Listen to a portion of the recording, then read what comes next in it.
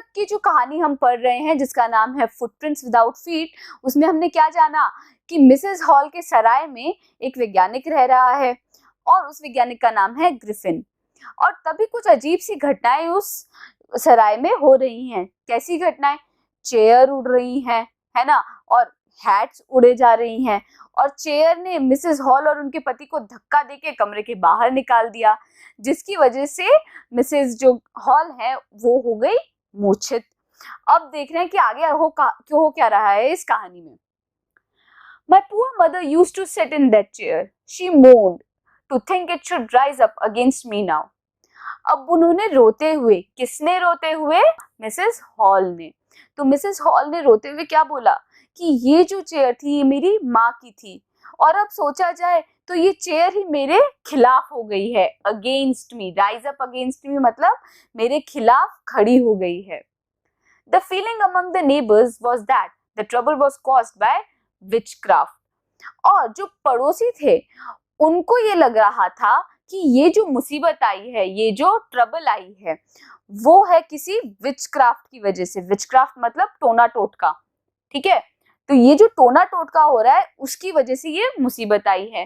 But witchcraft or not, when news of the burglary at the clergyman's home became known, the strange scientist was strongly suspected of having had a hand in it. अब भले ही वो टोना टोटका हो या ना हो, पर जब लूट की, बर्गलरी मतलब लूट, तो इस लूट की खबर जो कि इस पुरोहित के घर में हुई थी, पुरोहित कैसे पता चला बच्चों? लास्ट वीडियो देखा था कि नहीं देखा था? लास्ट वीडियो में मैंने क्या बताया था? क्लर्गीमैन मतलब पुरोहित, है ना। तो उस पुरोहित के घर में जो लूट हुई थी वो बहुत ज्यादा फेमस हो गई थी, और सबको क्या लग रहा था? सबको ये लग रहा था, सबको ये शक था। क्या शक था? सस्पेक्टेड, सस्पेक्टेड मतलब शक था। क्या शक था? कि इस लूट में उस अजीब से वैज्ञानिक का कोई ना कोई हाथ जरूर है। Suspicion grew even stronger when he suddenly produced some ready cash, though he had admitted not long before that he had no money. और ये जो शक था ये और भी ज्यादा मजबूत हो गया। स्ट्रॉन्गर मतलब मजबूत। तो ये शक और भी ज्यादा मजबूत हो गया कब? जब उस वैज्ञानिक ने हाथ में पैसे दिए। तो अब इसमें शक मजबूत करने की क्या बात है? पिछला वीडियो देखा था? पिछले वीडियो में मैंने क्या बताया था? कहानी में ये लिखा हुआ है कि ग्रिफिन के पास में, उस वैज्ञानिक के पास में पैसे खत्म हो गए थे, और उसने ये बात मान ली थी मिसेस हॉल और लैंडलॉर्ड्स के आगे। मानी थी कि नहीं मानी थी? तो अब बताओ, अचानक से जब बोला है कुछ दिन पहले कि पैसे नहीं है और अचानक से कोई पैसे ला दे तो शक होगा कि नहीं होगा? बस इसी कारण से ये शक जो था और ज्यादा मजबूत हो गया था। The village constable was secretly sent for, और गांव का जो हवलदार था उसको एकदम गुप्त रूप से बुलाया गया। सीक्रेटली मतलब गुप्त रूप से। Instead of waiting for the constable, Mrs. Hall went to the scientist who had somehow mysteriously appeared from his empty bedroom. और उस हवलदार का इंतजार करने की बजाय मिसेस हॉल उस वैज्ञानिक के पास गई। जब वो गई वैज्ञानिक के पास तो क्या देखा कि वो एकदम अनोखे तरीके से, पता नहीं कौन से रहस्यपूर्ण तरीके से, मिस्टीरियसली मतलब रहस्यपूर्ण तरीके से उस कमरे से, उस खाली कमरे से बाहर आया। I want to know what you have been doing to my chair upstairs, she demanded. और वो उसने ये बोला कि मैं जानना चाहती हूँ कि मेरी उस चेयर के साथ तुमने क्या किया। And I want to know how it is that you came out of an empty room and how you entered a locked room. और मैं ये भी जानना चाहती हूँ कि तुम उस खाली कमरे से बाहर कैसे आए और उस लॉक किए हुए कमरे में घुसे कैसे। एंटर करना मतलब अंदर आना। उस लॉक किए हुए कमरे में अंदर कैसे आए और उस खाली कमरे से बाहर कैसे निकले। The scientist was always quick-tempered. Now he became furious. तो जो साइंटिस्ट था उसको बहुत जल्दी गुस्सा आ जाया करता था। क्विक टेम्पर्ड मतलब बहुत जल्दी गुस्सा आना। उसको बहुत जल्दी गुस्सा आता तो था, पर इस बार तो वो आग बबूला हो गया। बताया था मैंने फ्यूरियस का मतलब आग बबूला हो जाना। You don't understand who or what I am, he shouted. Very well, I'll show you. तो उस साइंटिस्ट ने गुस्से में आग बबूला होकर क्या बोला कि तुम्हें समझ नहीं आता है मैं कौन हूं और क्या हूं, तो ठीक है मैं तुम्हें दिखाता हूं। Suddenly he threw off bandages, whiskers, spectacles and even nose. और उसने अचानक से अपने चेहरे पे लगी वो बैंडेजेस, वो नाक, वो नकली मूंछ और यहाँ तक कि चश्मे भी हटा दिए। It took him only a minute to do this. और उसको ऐसा करने के लिए सिर्फ कुछ मिनट ही लगे। The horrified people in the bar found themselves staring at a headless man.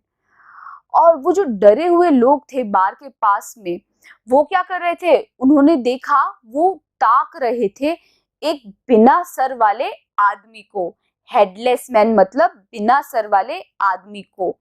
और स्टेयर करने का मतलब क्या होता है, स्टेयरिंग मतलब किसी को घूर रहे थे, और हॉरिफाइड मतलब एकदम भयभीत हुए हुए थे। तो जो भयभीत हुए हुए लोग थे वो एकदम डर से देख रहे थे कि ऐसा आदमी जिसका तो सर ही नहीं है। Mr. Jeffers, the constable, now arrived and was quite surprised to find that he had to arrest a man without a hat. तो बच्चों वो जो कांस्टेबल था जिसको गांव वालों ने बुलाया था ना, उसका नाम था मिस्टर जेफर्स। अब तक तो मिस्टर जेफर्स आ गए और वो बहुत ज्यादा अचंभित हुए, सरप्राइज हुए ये देख के कि उन्हें एक ऐसा आदमी को अरेस्ट करना है जिसका तो सर ही नहीं है। But Jeffers was not easily prevented from doing his duty. भले ही उस आदमी का सर नहीं हो, पर अपना फर्ज निभाने से, ड्यूटी, हिज ड्यूटी मतलब फर्ज निभाना है ना, अपना फर्ज निभाने से जेफर्स को ये भी चीज नहीं रोक पाई। प्रिवेंटेड मतलब रोक पाना। If a magistrate's warrant ordered a person's arrest, then that person had to be arrested with or without his head.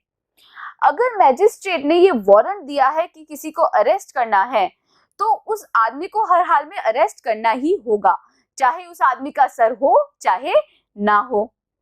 There followed a remarkable scene as the policeman tried to get hold of a man who was becoming more and more invisible as he threw off one garment after another. तो अब वो बहुत ही एक रोचक scene हो चुका था। Remarkable मतलब एक बहुत ही रोचक सीन। तो एक बहुत ही रोचक सीन हो चुका था। क्यों? क्योंकि पुलिस वाले एक ऐसे आदमी को पकड़ने की कोशिश कर रहे थे जो कि और भी ज्यादा अदृश्य होता जा रहा था। क्यों अदृश्य होता जा रहा था? क्योंकि वो अपने सारे कपड़े एक के बाद एक हटाता जा रहा था। He threw off one garment after another, मतलब एक के बाद अपने वो कपड़े हटा जा रहा था।